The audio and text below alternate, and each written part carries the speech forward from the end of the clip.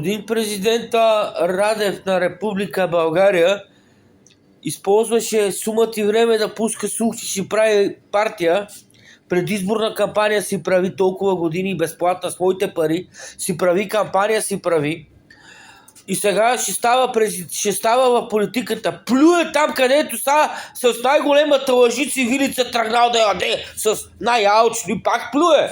Пак плюе по парламент. Обаче като плюеш, що си тръгнал на там да търчиш, бе, кемур? И как си остави да му е заместник и чак викат първата жена президент, който избира от тебе за президент, мамуке. Забрали там от телевизията френска любов там, къде правихте на батето.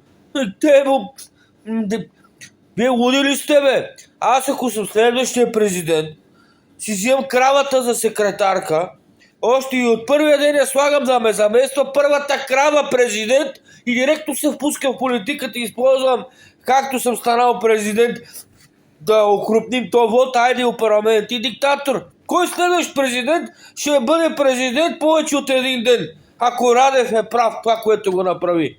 Като напознал и издава властта, президентски избори, бе!